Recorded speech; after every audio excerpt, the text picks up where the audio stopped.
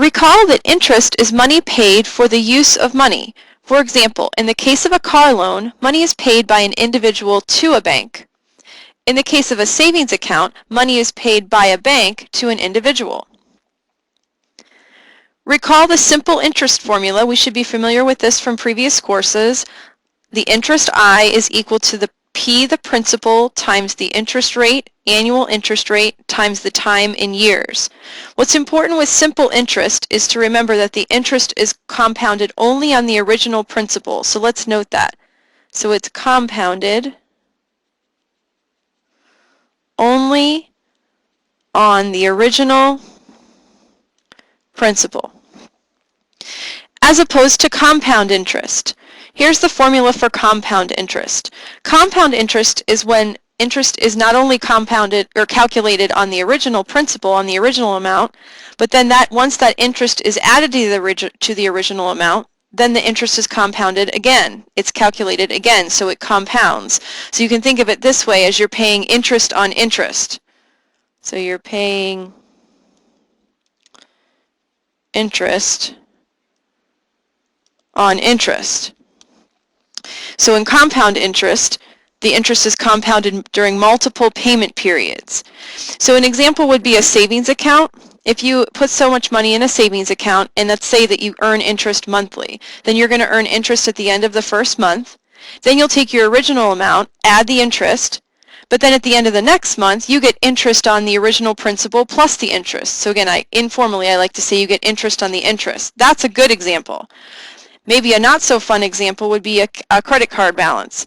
If you charge up a credit card and you don't pay off the balance, you'll pay interest at the end of the month typically, and then any balance that you don't pay off, you'll pay interest on that plus the interest. So you get interest on interest in a negative way with the credit card.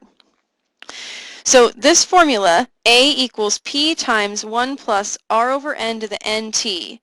A is the amount in the account after T years. So the amount in the account, so it could be a credit card account, a bank account, a loan, amount in the account after T years. So that T is always standing for years. P is still the principal, the original investment or original amount borrowed. R is the interest rate in an annual form, and it's always in a decimal form. So it's our annual interest rate, and we always change that rate, that percentage, into a decimal for use in the formula. So this is in the decimal form. And then N is the number of times that the interest is compounded per year. So for instance, with the credit card, typically our interest is compounded monthly.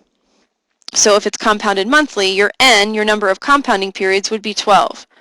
So N is the number of times interest is compounded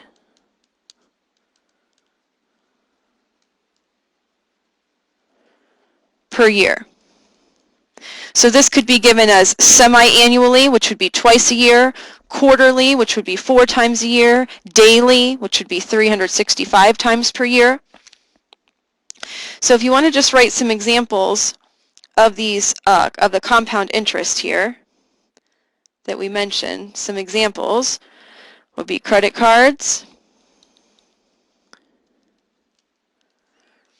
or savings account,